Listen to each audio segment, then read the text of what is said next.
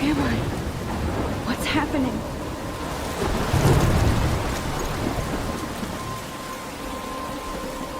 I'm trapped in a storm?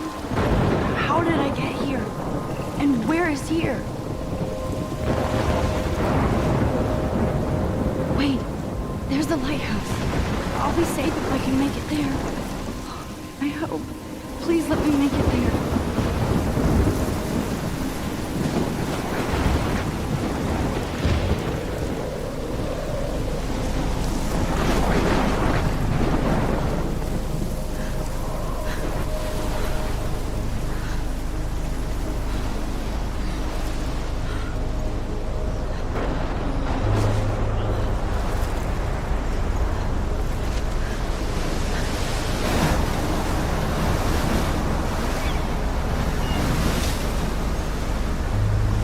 Holy shit.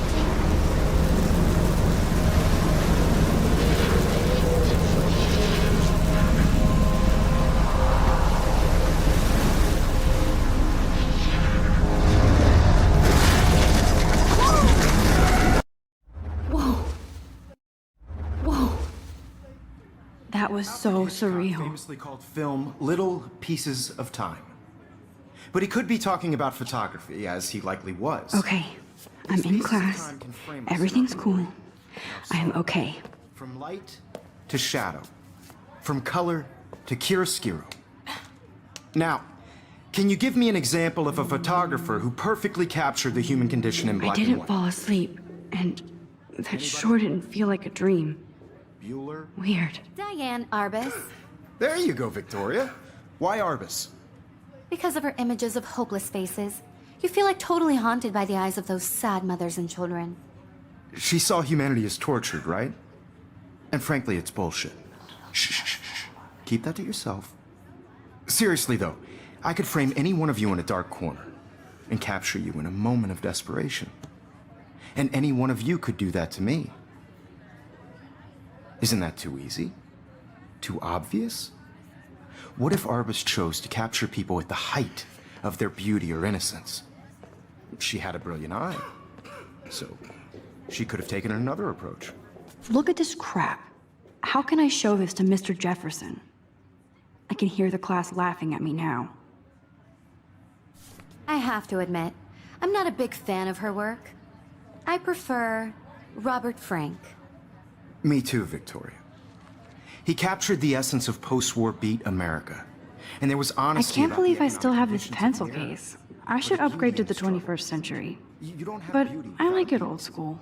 Which explains why Frank was Kerouac's photographic My muse. little camera bag is And both battered, were the but great still kicking. chroniclers of the 1950s. Well, we've all seen that iconic I haven't shot kept up of with my Kerouac journal on as the much as I should. And if you haven't, shame, shame. If anybody else looked at this, what would they think?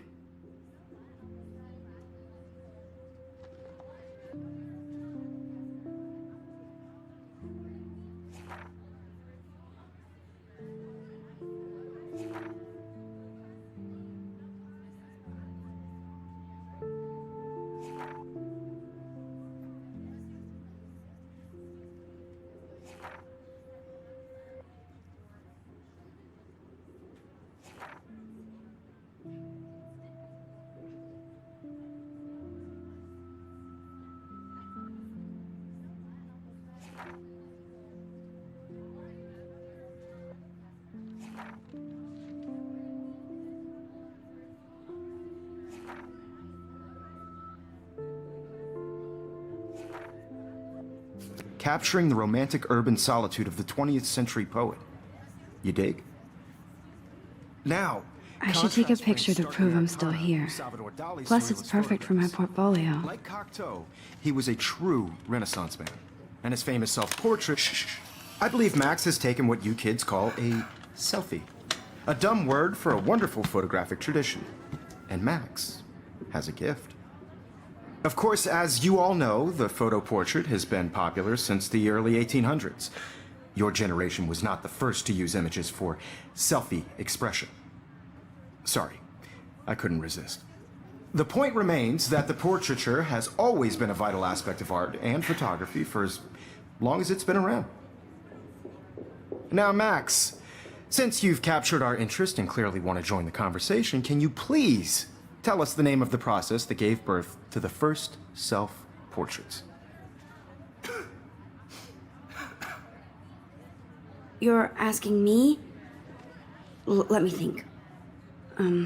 You either know this or not, Max.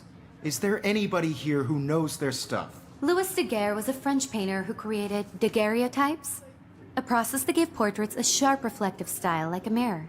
Now you're totally stuck in the retro zone. Sad face. Very good, Victoria. The Daguerrean process brought out fine detail in people's faces, making them extremely popular from the 1800s onward. The first American daguerreotype self-portrait was done by Robert Cornelius. You can find out all about him in your textbook, or even online. And guys, don't forget the deadline to submit a photo in the Everyday Heroes contest. I'll fly out with the winner to San Francisco, where you'll be feted by the art world. It's great exposure, and it can kickstart a career in photography. So Stella and Alyssa, get it together. Taylor, don't hide.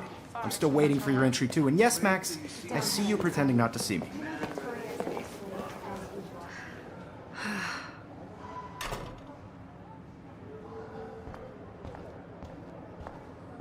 Yes, Victoria. Victoria doesn't waste a second kissing ass. Hi, Kate. Oh. Hi, Max. Is turning in a photo, so you see the dilemma? I know, Mr. Jeff. Kate, I hope I didn't embarrass you with my lame answer. It sucks to be dragged into the spotlight. Unless you're Victoria. She's got nothing on you, Max. Well, I should get going. Yeah, me too. Talk to you later. Sure. By putting yourself out there in the world. Now, no matter who wins, this is just a bump on a bigger road. I don't want anybody to feel excluded from this. Obviously, Blackwell spent bank on the computers here. Not for everybody. I have my moment in the game. That printer is amazing. I'd love to see how it reproduces my pictures. I could pump out a whole gallery show with that thing. When I don't suck. Someday. Even her school books are gift wrapped. I can't believe she made fun of me in class. What is she, 15 years old? And people laughed. Of course, Victoria has to have the bestest, newest, most expensive everything.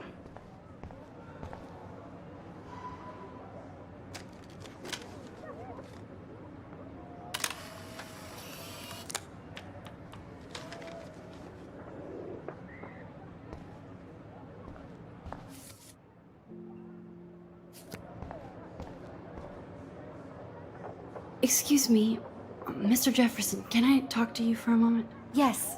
Excuse you. No, Victoria. Excuse us. I'd never let one of photography's future stars avoid handing in her picture.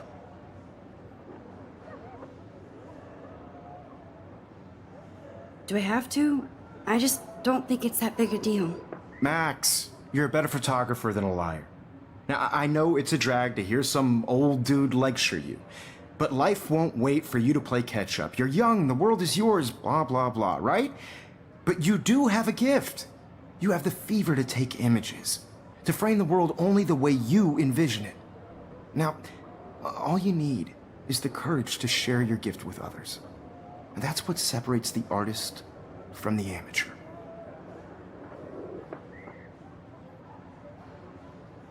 Every time I look at Victoria, I feel like she's talking smack about me.